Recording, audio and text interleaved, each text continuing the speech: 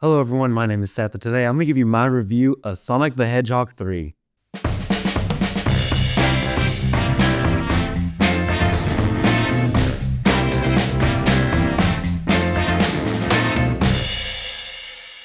Happy New Year everyone, I hope you all had a great holiday season. I'm not necessarily ready for life to get back to normal, but here we go, time moves on, and today I'm going to be giving you my review of Sonic the Hedgehog 3.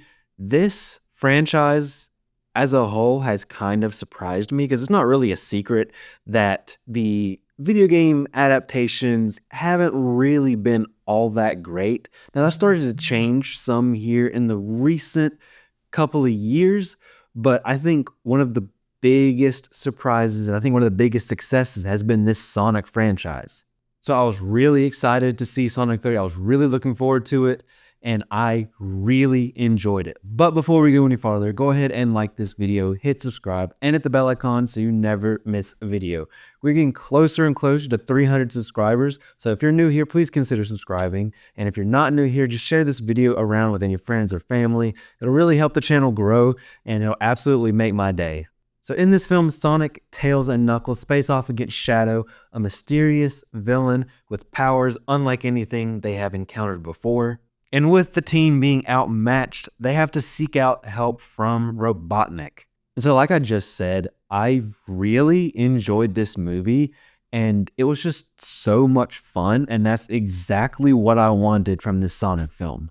I think honestly, maybe the best compliment I can give this movie is that it makes me want to go back and play more Sonic games. It makes me want to go back and watch the other two films. And it even makes me want to go back and try to find that old Sonic cartoon I used to watch when I was a little kid. I played the Sonic games as a kid, not so much as I got older, but I'd say this film really has kind of rejuvenated my love for these characters.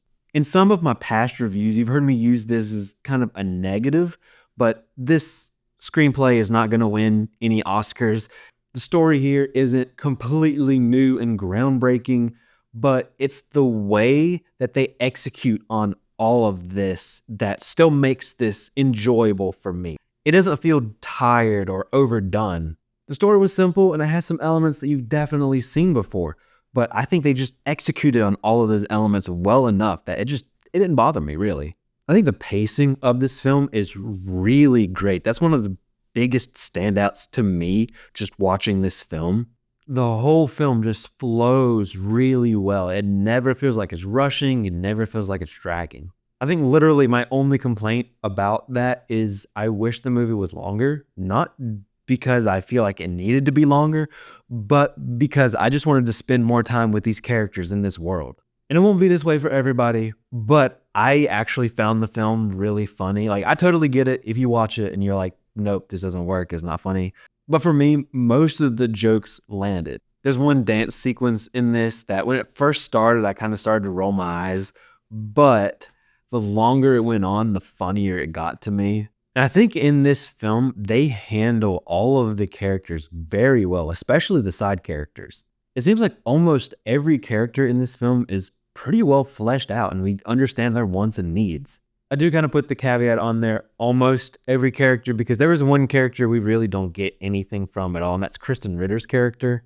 We just never really got much from this character, and I feel like, I don't know, maybe this character could have been cut, but maybe they could have found a way to really flesh out that character a little bit more. I love how Sonic's able to grow and change and develop his character throughout this film. They've done a wonderful job with him in all three movies now. And this film really has a lot of heart to it. There's even one heartfelt scene toward the end where it almost made me tear up, and I never would have expected that from a Sonic the Hedgehog movie. I think another big compliment I can give this film is that you can tell that these filmmakers absolutely love Sonic. There's so many little details that call back to the games, and those things are maybe smaller things, easier to miss for just the average moviegoer, but it really helps add a lot of extra character. Even some of the score and the songs just really brought me back to my childhood. At a certain point while watching this film, it made me feel exactly like the meme you're seeing on the screen right now. The action was awesome. I thought it was animated really well. And they were able to showcase the speed of these characters and the different strengths that these characters have throughout the action sequences. and I never lost track of where any of these characters were. Some of the action went really big and over the top, and I absolutely loved it. And seeing it on the biggest screen possible, I think, is the best way to go. Ben Schwartz is great as Sonic. That's something that's not new. He was great in the other two Sonic films as well. He just really nails the character of Sonic. He just has such a great understanding of what makes Sonic Sonic. He gives a really good voice performance here, and he can convey a lot of different emotions, a big range of emotions just through his voice alone. I think Keanu Reeves was just about a perfect choice for Shadow. His voice really fits the character well, and he's able to get across a lot of the pain and the anger that Shadow has through his vocal performance. Idris Elba is a lot of fun as Knuckles. He gives another performance that just fits the character really well and just fits the whole world really well. He has great chemistry with Sonic and Tails, and I just love seeing these characters interact together. Colleen O'Shaughnessy is also great as Tails. If you don't know, she's actually the voice actress who plays Tails in a lot of the video games, basically all of them for the past few years. And I think she is a great example of sometimes the best fit for a animated movie role is a trained voice actor. James Marsden is great. He's always a win. But I do wish there was a little bit more that he got to do in this film. And I have to talk about Jim Carrey as Robotnik and also now as Gerald Robotnik. Honestly, this is just like classic peak Jim Carrey in this film. If you don't like Jim Carrey, you don't like his films, then this probably won't work for you.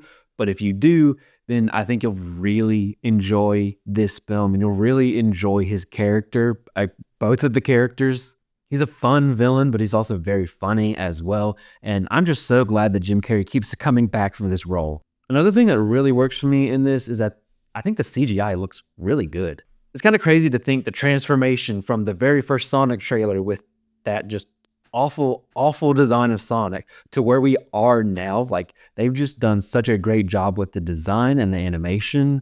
And with like 80% of your main characters being CG, the CG has to look good. And it does. You totally believe they're right there in the scene with James Marsden and Jim Carrey. So is this a perfect movie? No, it's not. Is this film ridiculously fun and did I love it? Yes. I had so much fun watching this film. Like, I can't wait to watch it again. The performances were all really good. The action was awesome, and even though the story felt familiar, they still executed on all of those points very well. This is a film I'm definitely going to recommend seeing in theaters, and if you are just a Sonic fan in general, this is absolutely a must watch. Honestly, I love this franchise. I'm so glad that Sonic is back getting great stuff again. I have to give this a 4 out of 5. But that's it. That's my review of Sonic the Hedgehog 3. Have you seen this film? Let me know what you thought in the comments section down below. I'd love to have a conversation with you about it.